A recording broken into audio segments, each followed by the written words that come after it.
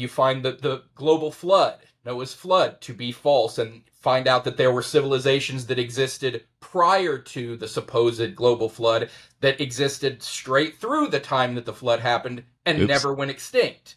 Oops.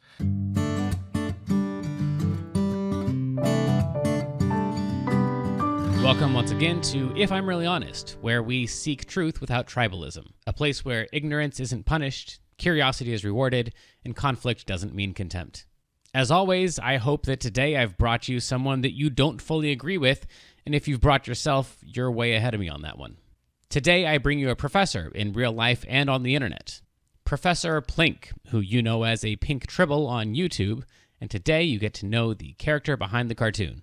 You can expect to learn what cracked his 35-year belief in Catholicism, how his students helped sharpen his anti-apologist skills, and whether he sees any value in Christianity at all. This is the only place I've heard him give what he believes is the best argument for the existence of God, and it might surprise you. It actually connects to my upcoming video on whether or not love is real, so make sure you're subscribed so you get notified when it's released. Lastly, I need to apologize for the peaking on my microphone. I've learned my lesson and it won't happen again. Fortunately, the great professor does most of the talking in this episode, so let's dive in. Pretty much all I know is that you've got a Catholic background about a decade ago. Does that sound about right? Yeah. Okay. Yeah, it was raised Roman Catholic and maintained that belief until about 35 years old. So Roman Catholic, specifically, instead of just Catholic. Yeah, and, I'm not super sure of the difference between that. Near as I can tell, the main difference is that the quote-unquote non-Roman Catholics are not quite so into the ceremony and kind of the pageantry that you see in the more formal Roman Catholic churches. I think regular Catholics are just a little more laid back. Huh. Okay. Yes, that's always interesting to me since I was like just full on like Protestant the whole time. I was well aware of all of our denominations, and it always seemed like the other religions, like Mormonism and Catholicism and Judaism, like they were all like just a thing. But the more I get into each of them, the more I realize, oh, they all have their different denominations too, and we all like to claim, like Christians, like we claim, well, the Baptists, they have their different beliefs, but we're all Christians. Like we try to like have this sense of unity, even though behind the scenes we're all talking bad about each other. And so it's interesting to hear that about, some other religion, some other sect. It's just over the centuries, everybody just continues to branch off and diverge, and you're like, okay, well, I'm a Catholic, but you guys aren't quite the right kind of Catholic for me, so I'll go to this type of Catholic or Protestants, and just the division, the branching continues. Right. And it's never coming back. No. So like that was one of the things for me in my deconstruction was like, well, science keeps like, as opposed to like coming up with like more and more and more and more possible explanations that we don't know which one is right. Like it keeps whittling down. Oh, this seems more right. Okay, this seems more right. And so it keeps getting closer and closer, it seems, to something like the truth. And then religions are just like forever adding, well, what about this possibility? Maybe it's this one. And we got all these different nominations, and there's no sense that, barring an actual second coming of Jesus Christ and a rapture, there's no point at which this is ever going to ever converge. It's just going to be more and more confusing as time goes on. What were some of the more important points in your deconversion? How do you spend 35 years there and then get out? So my deconstruction journey was quite lengthy. Honestly, I would say the first inklings of my deconstruction happened when I was in my 20s, and so it was like over a decade before I fully got out of it and became an atheist. And I try to describe it as 5 steps. I call it my 5 Ds of deconstruction. The first was disinterest, and that occurred in my early 20s. And that's where, when I became an adult, went away to college, I was removed from the church that I had gone to every Sunday for years and my regular religious congregation, as well as being extraordinarily busy with classes and having a job and just liking to sleep in on Sundays. So I kind of lost full involvement with the church. And I think that was an important first step, because when you are very ensconced in a religious community, it can be very, very difficult to ever see the cracks in the ideology that they espouse. So that lasted pretty much the entirety of my 20s, where I never stopped believing, and I would occasionally go to church. Maybe I was a creaster at that point, going to church Christmas and Easter. Gotcha. And, but yeah, never stopped believing, just didn't have as much of a regular inclusion into religious organizations. So that was the first one. And then in my 30s, I started to look over all of my positions and opinions that I held about everything, about politics, about social issues, because I realized that I hadn't really changed any of my stances since I had formed them in my teens. And I'm like, I did not know enough about the world to form accurate and correct opinions on things way back then. So Was there anything in particular that started that off for you, or just a general sense that something? Just a general sense that I didn't want to be the kind of person who clung on to positions out of stubbornness. I always wanted to be the kind of person who learned and grew, and if that meant changing my opinions and perspectives, great, but that means I needed to take a hard look at my opinions and perspectives. And did you have a sense that maybe you were wrong at that point, or you just wanted to be more educated and a Catholic for better reasons? Yeah, I did, because I had, and I still have, a number of friends and close acquaintances who had very different views on things like politics and cultural issues. And I regarded them as good, intelligent people, and why are they so different from me on this issue, or death penalty, or education, or whatever. And so I wanted to give every view a real look and dispassionately examine my positions and see, do I have a good reason to hold on to the position I have, or am I just clinging to it because of stubbornness, and I attached myself to this position when I was 16 or something and I never wanted to change it. And that ended up in me changing some of my positions and holding on to others. But when I got done looking at all my political positions and my social positions, I came to religion, and I was like, well, if I was willing to look at all of my positions in these other areas, I might as well look at my religious positions too. And I could not come up with a good reason to continue to hold on to my faith in God. But even then, I wasn't willing to just throw it aside. I was like, well, just because I can't think of any good reasons right now to believe in God doesn't mean there aren't any. So I need to start looking into what the reasons are that are out there to believe in God.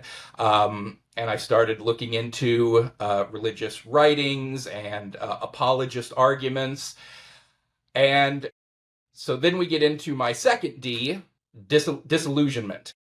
So I became disillusioned with Christian teachings in general as I learned more about them.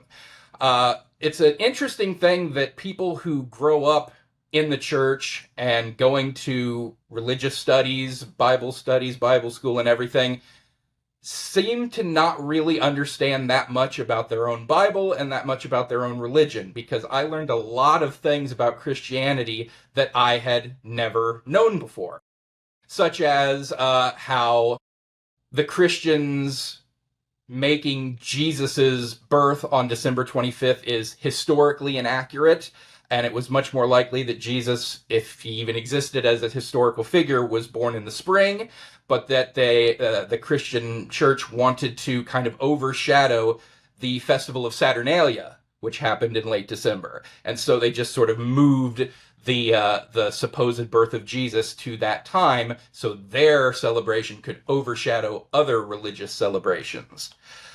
Yeah, I just want to jump in right there and point out that point that you made doesn't really matter. Like for all the Christians out there who are like screaming at their screens, like that doesn't mean that Jesus wasn't God. Why would that make you not believe? Obviously, your faith wasn't very strong. If just the date of his birth can throw you off, of course he wasn't born on Christmas Day. Yeah, well, everything was a little crack in the armor of my religious belief. And that's why it took over a decade to really stop believing. Because, yeah, when it comes to something like that, it's like, yeah, that in and of itself is not a reason to not believe in God. Well, it's one thing, and here's all this other stuff, and there's tons of it. I mean, obviously, the things in Genesis, the biblical cosmology account of creation, 7 literal days of creation. Certainly, that's not how the universe formed, and certainly that's not how our planet formed. The idea of the order of creation, of God created the earth first and then the sun and the moon afterward. Certainly, that's not the order. The sun came long before the earth did. And even as a Catholic, most Catholics accept evolution, and I did as well. But I just looked at it as a metaphor in the Bible. It's like, the Bible didn't mean it literally, it was just a metaphor. But once you start looking at the story in the Bible a little more critically, you're like, this is not written as a metaphor. This is written as literal explanation of what happened, that God created man from dirt, formed dirt into a man, took a rib out of that man and made a woman. That's not a metaphor story. It's telling it as this is exactly what happened. Right. And Well, and let me again be devil's advocate in your story, because now it's hard to find someone who doesn't think that that was a metaphor. That pool of young Earth creationists is shrinking to almost non-existence now.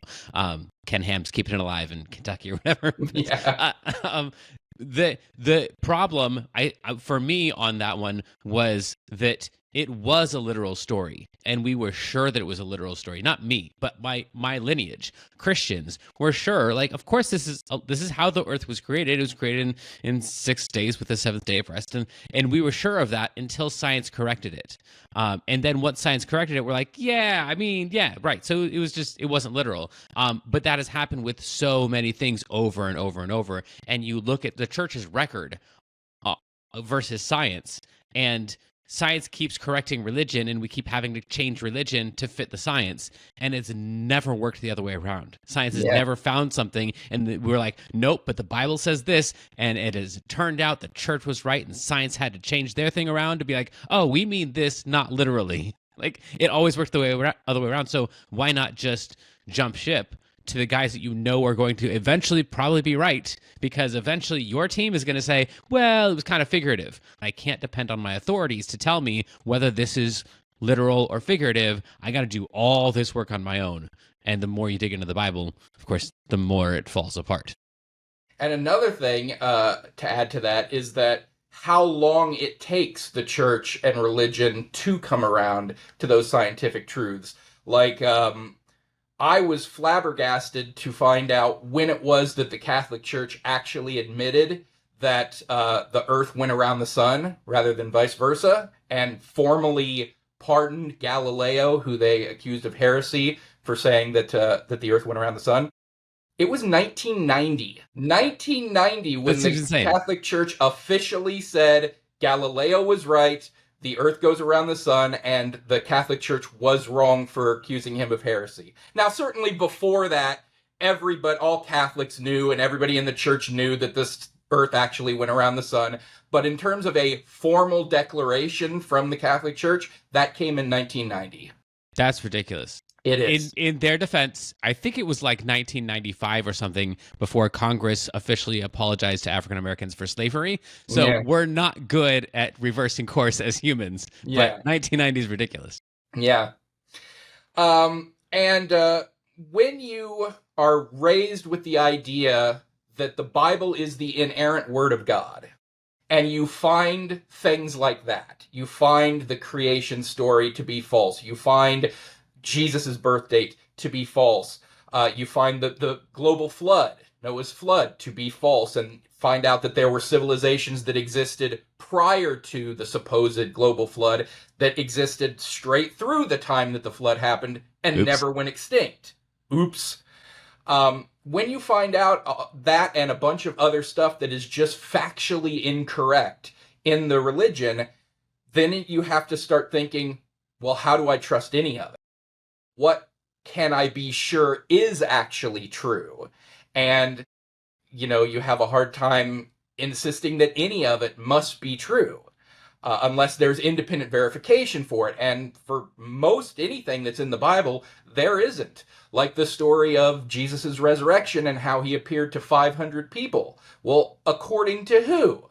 According to Paul, according to one person, with no independent corroboration. Not a single person of those 500 is named, and you get not a single account from any of those 500. So that's not 500 witnesses, it's one hearsay claim from one person that cannot be independently corroborated. Right. Let me one more time, devil's advocate here. I think what you're saying is that the cracks in the armor force you to check every little point, and every little point fails, as opposed to, I think, what some Christians think an atheist journey is, or a former Christian's journey is. You see some cracks in the armor, and so you throw the whole thing out as if all of it's wrong.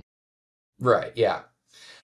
Yeah, I'm just saying that this was, we're only at my second of the 5 steps, so this is just making cracks in the armor and recognizing that there were a number of things professed by the religion as true that were demonstrably not true, and that casts pretty much the entire religion into suspicion, if not just throwing it away immediately. So then, beyond just the things that were factually incorrect, then we come to my third D, which was dissatisfaction. So with this one, now we're coming to things that the religion professes that are not based in fact, but more opinion. Things about right and wrong, good and bad. It's okay to do this, it's not okay to do that. And so that's stuff that's not necessarily as based in fact as whether or not there was a global flood. But a lot of what my faith had professed, I disagreed with, and I have always disagreed with, but I just kind of ignored it while I was ensconced in the religion. Easy ones like slavery. It's pretty hard to deny that the Bible not only says slavery is okay, but endorses it. When it says you can take your slaves from the heathens around you, and that it's not just a social program to prevent poverty, and it's basically somebody working for you, when it says that you can beat them if they don't die within a couple of days because the slave is your property. That was clearly something I was going to disagree with. And it didn't matter how much that the Bible said it's okay to do this and this is an okay practice. I was dissatisfied with that. I was dissatisfied with the prohibition of homosexuality. I was dissatisfied with the idea of stoning people to death for unruly behavior, stoning your unruly children. I really didn't like the whole idea of 2 bears mauling 42 boys because they called a guy bald. And a host of other things that I just did not agree with. Things that the Bible said were right, that I was pretty sure was wrong. Things that the Bible said was wrong, that I didn't have a problem with. I mean, comes right down to it, the 10 Commandments, or at least the ones that we're all familiar with, which were not the original 10 Commandments in the story, most of the 10 Commandments I don't have a problem with. I don't have a problem with not keeping holy the Sabbath. I don't have a problem with taking the Lord's name in vain. I don't have a problem with making graven images, and I don't have a problem with having any other gods before Yahweh. Those are the big 4 right off the bat. Honor thy father and thy mother is directly proportional to the honor they deserve. If you have abusive parents, I don't think you should be honoring them. When it comes to not bearing false witness, generally speaking, lying is something that should be avoided, but there are times it's contextual when I would say lying is a moral imperative. The killer comes to my door asking where their intended victim is, and if I know, it's my moral imperative to tell them I don't know. Otherwise, I was complicit in helping them commit murder. When it comes to things like coveting, or otherwise thought of as envy, well, if it causes you to then go and steal somebody else's property, that's bad, but, our brains actually form thoughts before we're aware of them. Neurology tells us this. And if we see something that we would like for ourselves, we covet it before we're even aware of having the thought. It's an automatic process. We have no control over it. What's that? That's your sin nature. Well, even if it is, it's something we can't help. So to say, don't do this, I have no control over doing it. But if it causes you to then go and steal, sure, that's bad. If it doesn't, maybe it motivates you to work harder so that you can get something similar for yourself. I really like my neighbor's Lamborghini. I'd like a Lamborghini myself. I'm going to work extra hard to save up my money till I can get one. Like, that's not a bad thing.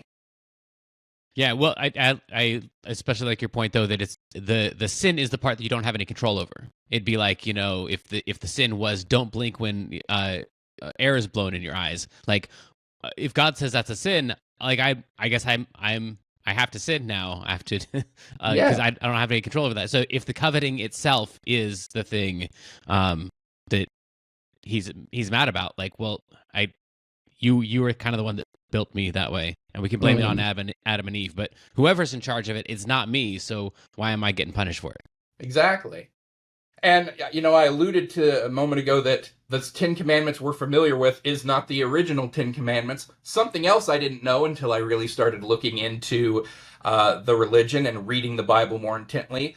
But the supposed original Ten Commandments, before Moses came down and threw them and broke them, were totally different and included a number of things that I think are quite stupid, like don't boil a goat in its mother's milk. Who's doing that, and is it really that big of a deal? How you prepare your food that you're eating. But one of the big ones in those original Ten Commandments was that you're supposed to sacrifice your firstborn son to God. And if you don't, you can sacrifice a goat in his place. But if you don't have a goat to sacrifice, you're supposed to kill your firstborn son and sacrifice it to God. And I read that, I'm like, what the hell is with this? So just a number of things that the faith and the Bible says are good that I did not agree with, and a number of things that they say are bad that I did not agree with. So I found myself very dissatisfied with the moral edicts that the faith pushed. And so now I've got a problem with the things that the faith claims are facts, and I know they're not. Now I've got a problem with the things that the faith claims are moral-based and right and wrong. So I'm having a lot of trouble continuing to attach myself to my religion. And then things get even worse with my fourth D, which was disgust. And I was finding myself being very disgusted with a lot of the supposed most fervent members of my own faith. People like the Westboro Baptist Church, who would go out and protest soldiers' funerals and say that, they're going to burn in hell because it's God's punishment because of our allowance of homosexuality and stuff like that. People like Steven Anderson and the New Independent Fundamentalist Baptists, who regularly stands in front of their congregation and says, such and such people are going to hell because of their horrid sin. And it's things like, again, homosexuality, the LGBTQ community. Apologists who insist on professing the young earth creationist ideas and are trying to get that into schools. People like Ryan Walters, Secretary of Education in Oklahoma, who is getting Bibles into every classroom and saying that their teachers will be teaching from these Bibles. And it's like, that's going to make for a weird math class. And yeah. I taught those math classes. You can work it in if you try. You really? Oh yeah, because there is the part in the Bible that says pi is exactly 3. Nothing like giving students inaccurate lessons that are in no way going to hinder their life as they go on.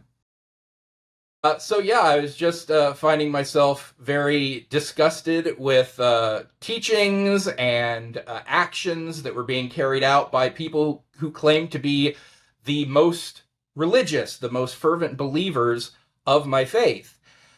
And then when, you take all that together, when all the various cracks in the religious armor were shown and all the dissatisfaction with the moral teachings and just not being able to find a good reason to believe in God, despite years of listening to all the apologist arguments, I got to my fifth D, which was deconverted. And I never stopped trying to find good reasons to believe in God. That's why I still continue to do it to this day. And I started my YouTube channel of responding to apologist arguments because I continued to listen to them. And it got to the point where whenever I'd listen to a new apologist and hear a new argument, I'd get to the point where I'd be like, I'd have to pause it and be like, no, here's why you're wrong, because of this and because of this and because of this. And then I'm like, why don't I just record myself when I'm doing this? And so I started doing that, and I started putting out my responses to apologist arguments, trying to push back against what I viewed as really, really bad reasons to believe in God.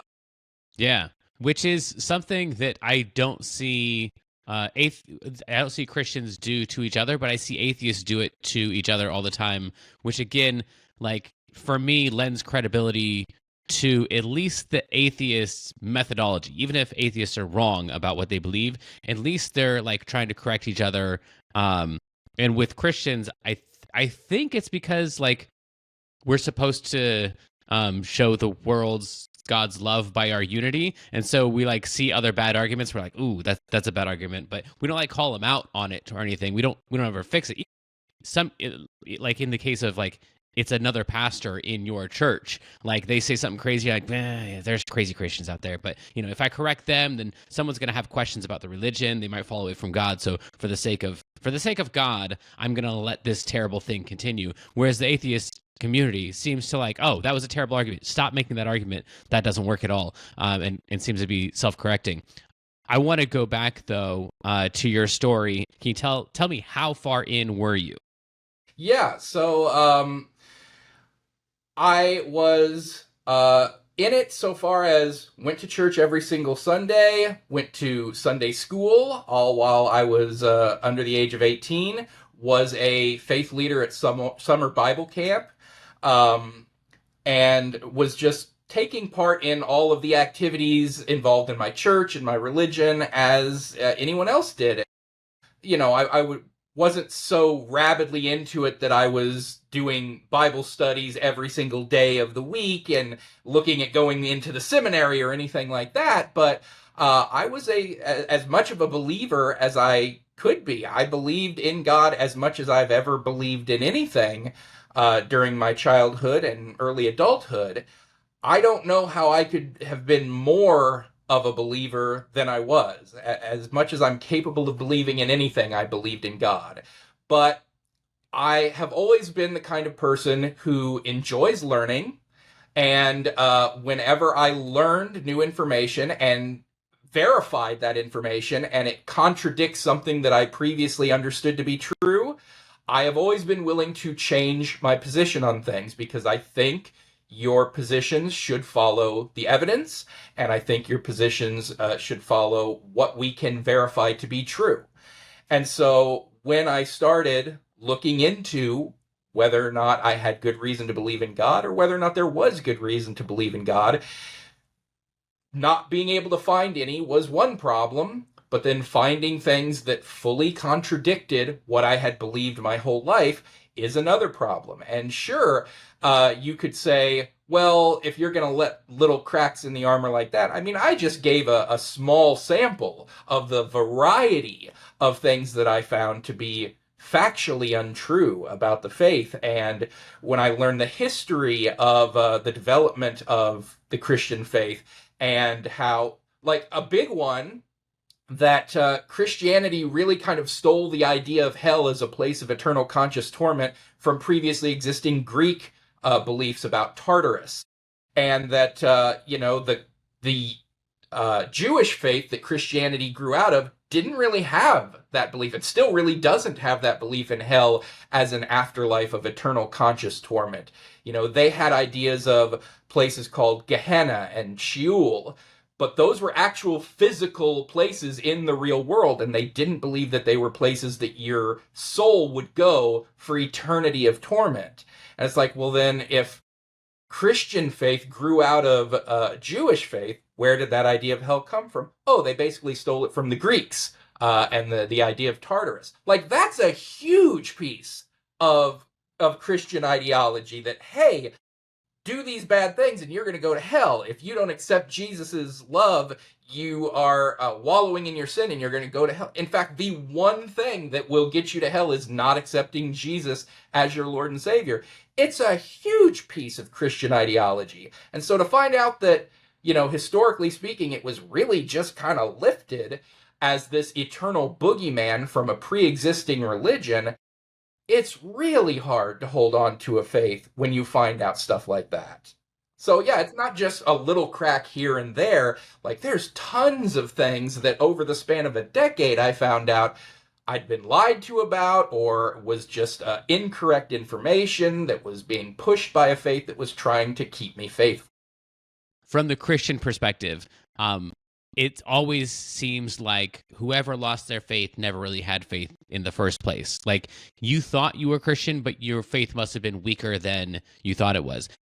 My experience is I actually give former Christians more credit for their former faith, because I think they discount their former faith as they deconstruct, in the same way that you would, like, if you were surprised to find out that your partner was cheating on you, and then you end up breaking up, you look back at your relationship and you're like, yeah, I should have seen that coming, because there was that thing and there was that thing. And so you look back and, like, you insert into it a skepticism that you didn't actually have at the time. You were just glossing over those things at the time. And it wasn't until you finally were forced to make a choice that you could kind of see how this thing wasn't really all that you had been believing. But if you went back and asked that person in the moment, they were fully on board and had no doubts whatsoever. And I find that to be true with deconstructionists, former believers, whatever it is, that after they deconstruct, they're like, yeah, I kind of had questions all along the way. But if you ask them back then, they had zero questions. They only reinsert those questions afterwards. So as much as I try to play devil's advocate for the Christians, I find them to be generally 100% the wrong direction on this one. That usually the faith was stronger than the atheists recall, that rather than weaker. Yeah, I try not to get in the heads of people who are still in the faith and say, well, you are this or you are that. I do tend to find that people who deconstruct, it starts to happen once they put their faith and their religion under a microscope. When they start really looking at it with a critical lens, they start to deconstruct. And so I don't want to sit here and say that people who are still fervent believers are refusing to do that and refusing to look at it critically. But I think that's certainly something that everybody should do, should take their beliefs and examine them and say, do I have a good reason to believe this? Or am I just believing this because this is all I've ever known? This is what was pushed on me as a child, or this is a position I came to a long time ago before I really understood everything about this position. Yep, absolutely. So then if we move from the dissolution to the dissatisfaction, the things that you listed, sorry to be annoying, they were all old covenant things. And of course, we're not going to stone homosexuals. And of course, we don't have slaves. And God never liked slavery, but he just allowed it. And these words tear down my soul as they come out of my mouth. But these are the arguments. So I don't, in Catholicism, do you hear the term Old Covenant as frequently as you do in a Protestant church? Is that a thing? Like, go ahead. It's a thing. It's not dwelt on very much. Like, I had heard of it, but it's not talked about all that much. But when it comes to Old Covenant versus New Covenant, in the New Testament, there's the condoning of slavery. Like, that's not just something from Leviticus in the Old Testament. Jesus came along and Jesus said, slaves, obey your earthly masters. So it's never decried. The New Covenant never says don't own people as property. And, there's a variety of stuff that they still do in the New Testament, like blood sacrifices every 5 minutes. I don't know why you have to kill something in order to show your love for God. And just There's also the passage in the Bible that says that Jesus came to not get rid of the old law, but to fulfill it, or something like that. And people have interpreted that meaning as, well, he fulfilled it, so that means you don't have to follow it anymore. It's like, what about the part just before that says he didn't come to get rid of it? Right. So yeah, there's nothing in the New Testament that really overwrites all of that stuff from the Old Testament. There's just stuff that the New Testament doesn't really talk about that much. It doesn't necessarily talk about not wearing mixed fabrics, but it certainly doesn't say, oh, it's perfectly fine to wear mixed fabrics. It doesn't specifically say in the New Testament to not plant two types of crops in the field, but it doesn't say that it's perfectly fine to. So if they wanted to point to stuff in the New Testament that specifically contradicted the Old, okay, I can give you that. But so much of it is either continued, like the slavery bit, or just ignored entirely, at which point I don't think you can say, well, it's fine to ignore that stuff from the Old Testament now. Right. And the criteria really is the troubling part, where, like, how do you decide which parts were the parts that he fulfilled and which parts are the parts you're still supposed to do? Because we keep referring to the Old Testament for things like honor your father and your mother, but then we don't for other things. And so it's like, well, how are we going to choose which ones that Jesus fulfilled and which ones we're still doing? And the answer always seems to be, well, come on, be reasonable. Like, of course, we're not going to do the things that we don't like to do currently, but we did like to do 5 minutes ago, and we use the Bible as a defense for it. Of course, we're not going to do those things. Jesus fulfilled the old covenant. But then everywhere we like what everywhere it's telling us to do something that our community already does, then we're like, oh, well, it's in the Bible. There's no covenant talk about that stuff. Yeah. So then going to your disgust, then of course you're just blaming God for the imperfections of flawed humans. So what would your response be to that? Well, it would be that the flaws in these humans seem to be leaning into biblical teachings, and that, certainly there's people all throughout history who have done horrible things and didn't need any religious justification in order to do them, warmongers and such, but these are people who are specifically pointing to passages in the Bible and aspects of their religion and teachings of their faith as their motivation for doing horrible things. And, if this is supposed to be a faith that is inspired by the love of a truly existing God, one would think that it would be extraordinarily hard for people to use the words and teachings of that God to motivate them to do horrible things, to want to criminalize people's love for each other, to want to criminalize just basic behavior that's not hurting anybody else, and try to enshrine their beliefs into law that would see.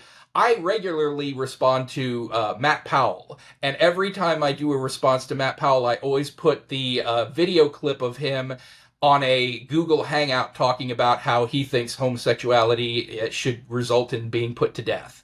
As far as homosexuality goes, I believe the Bible puts a death penalty on it. I believe it's disgusting. Obviously, I believe it's the government's job to execute criminals, and I believe that the Bible says clearly that homosexuality is a criminal crime. It's a crime. It's one of the worst crimes ever. By whatever means they execute people, and obviously, I believe in humane, putting to death. Whatever our government says, as far as for a death penalty, I think should go for that. And that's something he clings to because it says so in the Bible. And if he were to tomorrow wake up and become an atheist, for whatever reason, would he still cling to the idea that homosexuals need to be put to death? Well, more importantly, if he woke up tomorrow and was gay, would he still believe it? Because I don't think that he and people like him, yikes. Yeah, this is me diving into people's heads again. But I don't think that they think that because the Bible tells them that they're supposed to think that. I think the Bible is an excuse for them to keep beliefs that are more comfortable for them. Not that all people who, I don't know. I wonder, for a person who says that homosexuals should be put to death, like if they would feel that way even if they weren't Christian. Like, is this just their excuse? I mean, that's a pretty extreme position. Hopefully he would recant that, given the opportunity. But yeah, I would guess that whether it's homosexuality or trans or anything else, like there's just something for some people that's like, ugh, that makes me feel yucky. And fortunately, God always tells the Jews to hate all the things that make them feel yucky. So, or at least that's the way I read them as I go back with that hypothesis. He's never telling them to not do something they really want to do, or he's never telling them to do something that might not be true, that they really don't want to do.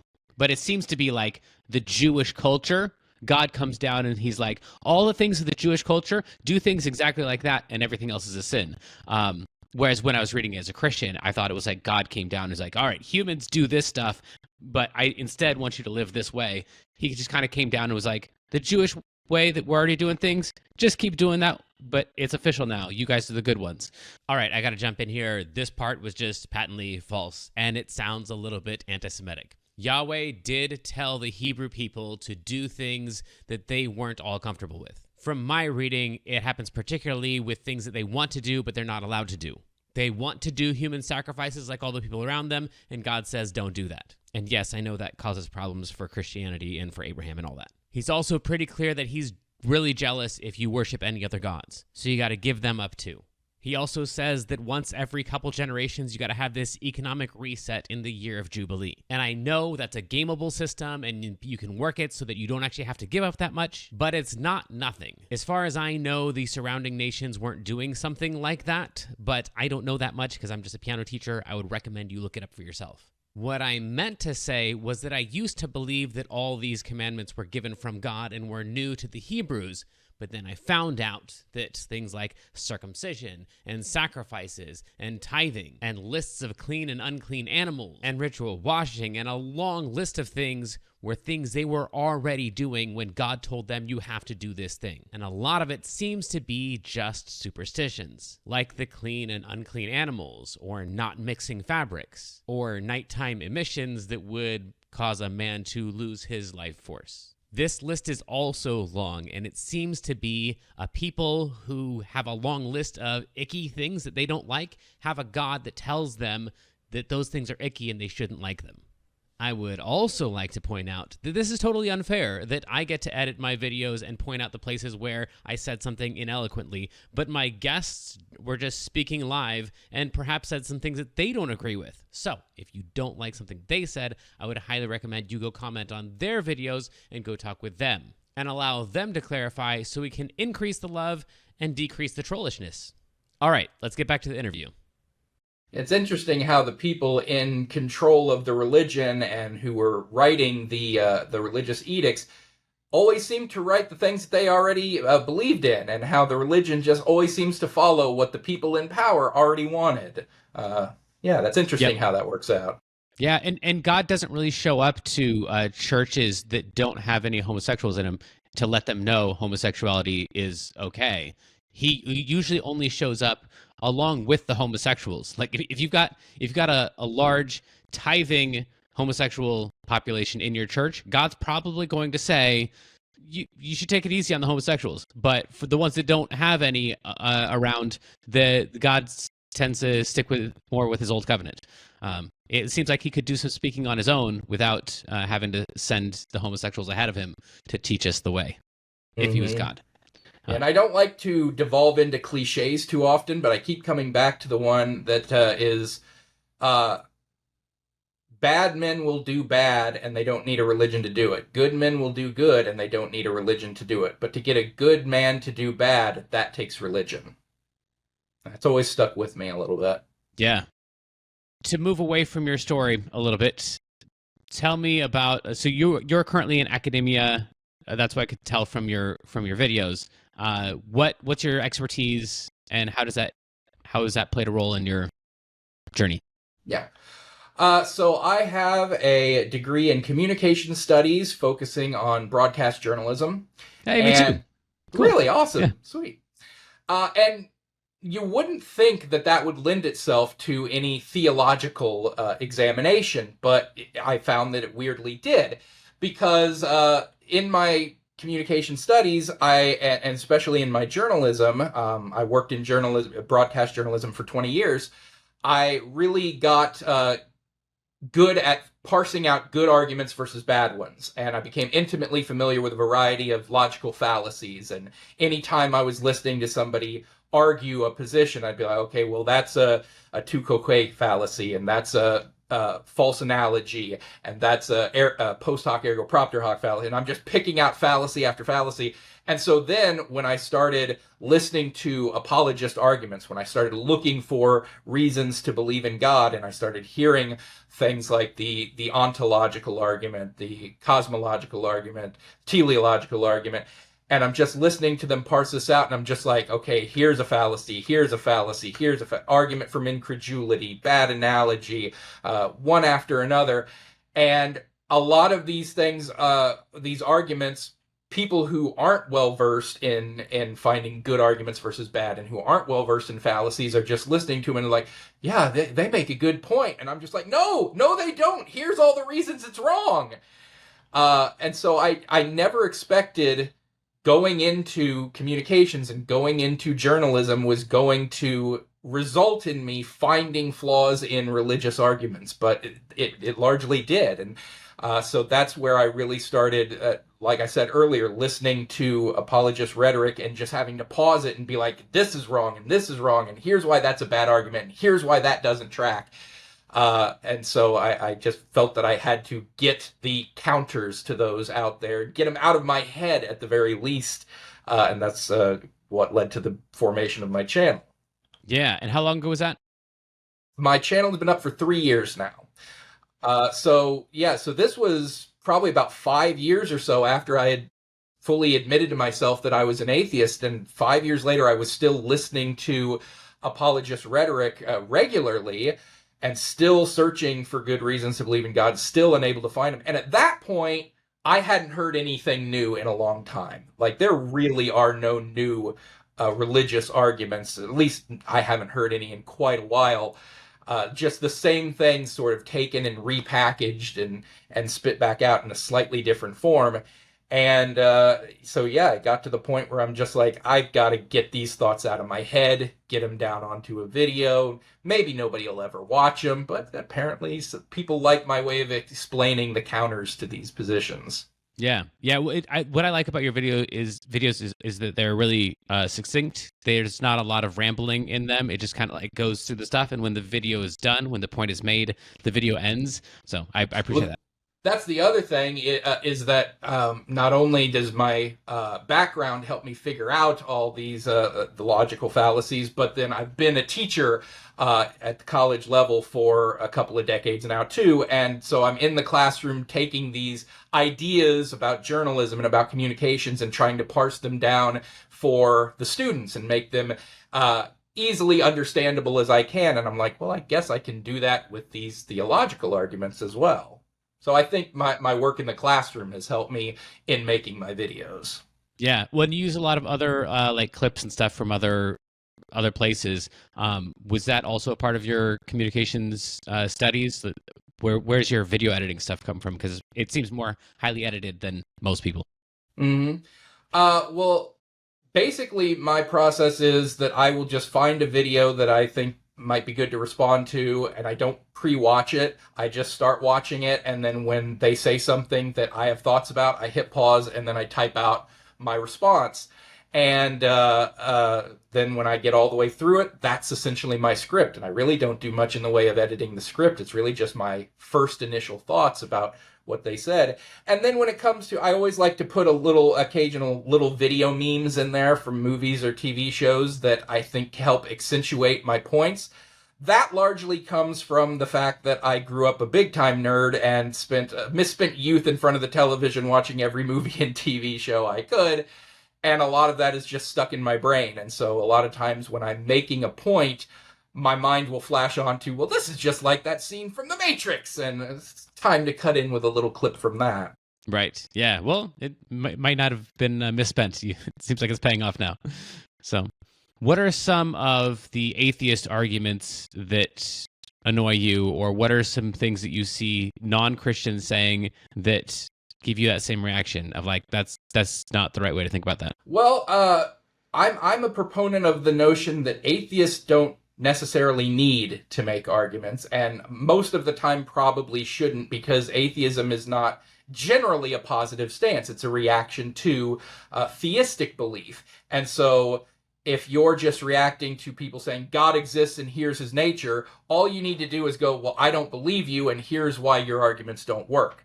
So I typically don't try to make a lot of atheist arguments.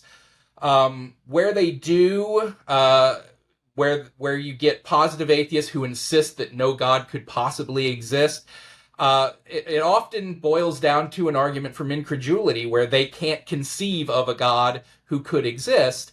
And so they're just like, well, I can't imagine the God that you're professing actually existing, so therefore it must not. I don't think that's a particularly good tactic. I think there are better tactics, like one of the best is the argument from evil. That is an atheist argument that positively asserts that God doesn't exist, but it really only works for one type of God. It only works for the tri-omni, omnipotent, omniscient, omnibenevolent version of a God. And it certainly doesn't work against, things like a pantheon of God. Like, it wouldn't work against Zeus, who might have reasons for wanting evil to exist, or not enough power to stop evil from existing. And so when atheists try to use something like the problem of evil to disprove any and every notion of God, that doesn't really work. Use it for what it works for. It works specifically for the Christian God and for the tri-omni version of God. So then if you were on a debate team and you had to argue positively for the existence of God, what's the strongest argument you think you would use? Which God, first off? Am I trying Let's to go argue with, for like, Yahweh? Former Catholic God.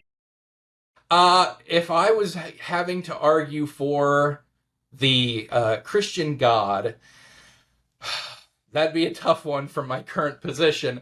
I suppose I would just try to fall back on the idea of the beauty and complexity of the universe that we see.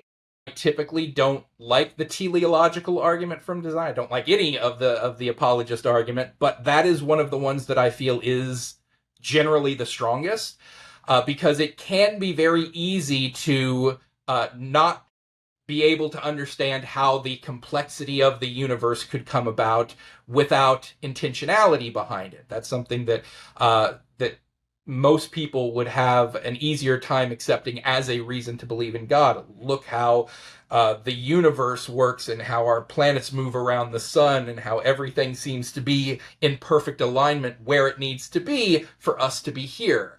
And look how complex the biological structures of all the life forms are, and how can stuff like this come about if not through intentional design?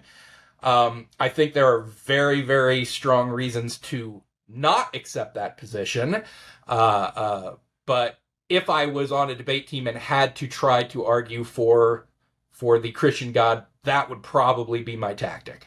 Yeah, I agree with you.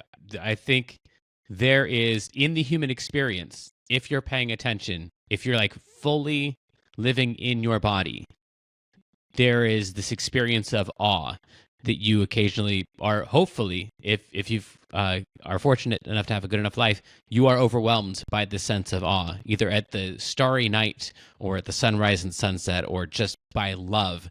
And it feels better to have an equally magical response to that, as opposed to, oh, that's biochemistry, like that sucks. Like, no. You're not validating this experience. If you understood this experience, you would understand it could only be created by an equally magical answer. And so I agree. I think it's, even though it's not a good argument rationally, logically, it's a satisfying explanation for this. And so I think that's where I see a lot of the conflict between atheists and Christians. Christians are like, okay, but like, if you really had the experience that I have, you would understand there's something magical about it. Where the atheists go, okay, well then where's your proof? And then the two of them just keep going at it. And it's like, well, yeah, I understand where these people are coming from, because it does feel like the thing they're saying. Yeah, But one side's arguing from emotion and the other side's arguing from empiricism, and they're butting heads at a certain point. yeah, do you see any value in Christianity or any of its predecessors, or deism, or however ethereal it needs to get in order for there to be any value, or do you not see? There's all kinds of positives that come from a variety of religious beliefs. I'm not certainly going to sit here and say that nobody's ever been motivated to do good on behalf of their faith and their religion. I certainly, during the years that I was a Christian, thought God wants me to help these people, and God wants me to do better for my neighbors and love my community and stuff. And as much as I have been saying that religion can motivate people to do bad, religion can also motivate people to do good. I certainly don't want to ignore that. And you can't deny things like, Catholic charities or religious charities who specifically come together because the church forms them together, and then they go out and they try to do good things. So certainly I would never say that nothing good comes out of religion. No benefit for society does. Religion is such a big thing that it's certainly a mixed bag. And it can be actually really tough to try to say, well, is there more harm than good from religion? Because that's going to get into, well, different cultures and different countries utilize religion in different ways, and it can be more beneficial in this area, in this country, but then in that country, it tends to be worse and cause more harm than good. Also with different time periods. Religion has changed how it influences society over the decades and centuries. And at one time it might have been worse, but this way it's a little better now. But in other ways it's kind of worse now. It just gets really complicated in trying to say that it's a net positive or net negative. And so I really don't discount the positives for society that have come by way of religion, as well as for the individual. There can be no doubt that there are people who were non-believers at one point and had various problems, maybe with substance abuse, and then were able to get into a religious-based treatment program. And by relying on a belief in God, they are able to kick the habit. I don't discount that. I don't discount the people who were non-believers and suffered a sort of existential dread about what's the point to my life and is there anything after death, and I don't want to just blink out of existence. And then they found more happiness and satisfaction in religion. That's certainly true too. With how different we are from one person to the next, I really don't think there's a one-size-fits-all approach to how to approach religion. For some people, it's going to be a boon. For some people, it's going to be a hindrance. So yeah, I think there's a lot of good that can come from religion. I would say one of the big problems is, if you're one of the people who finds good in religion, stop trying to force it onto other people and insist that because it was good for me, it must be good for everybody. So now I need to legislate my religion. Now I need to put the 10 Commandments into every classroom. Now I need to make sure when I have kids that I force and indoctrinate them into my religion. And even when they're teenagers who say, I don't believe this, I don't want to go to church anymore, you're going to church because we believe in God in this house. The dogma is the big problem, as I see it. Yeah.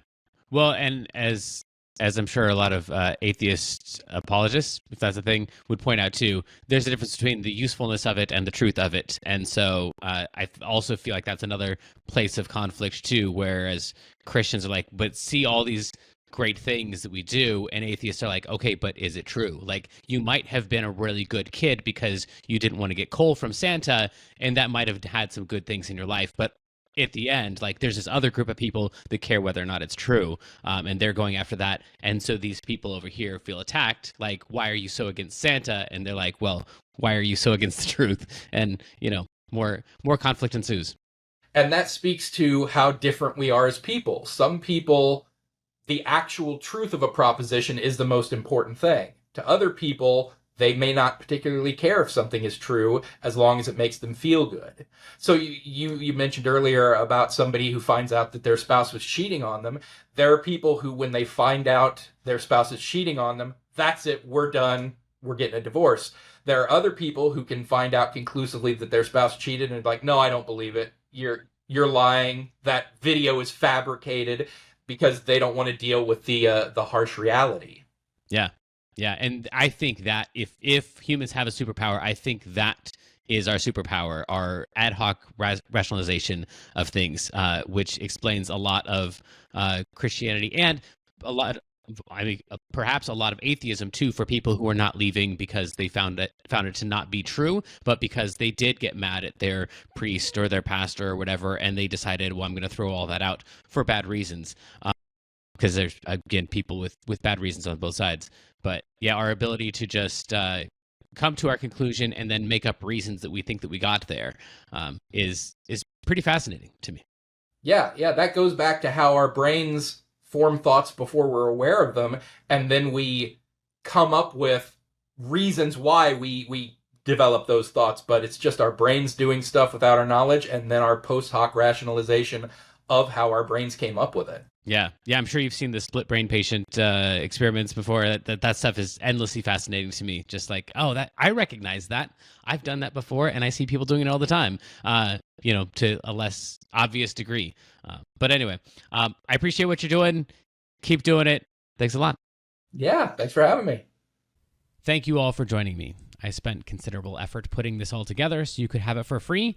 So now it's your turn. Click a couple buttons, they'll give me something for free, and we can keep this good thing going between us. And for all you super fans, follow the link in the description for more free ways to show your support and keep this love train rolling.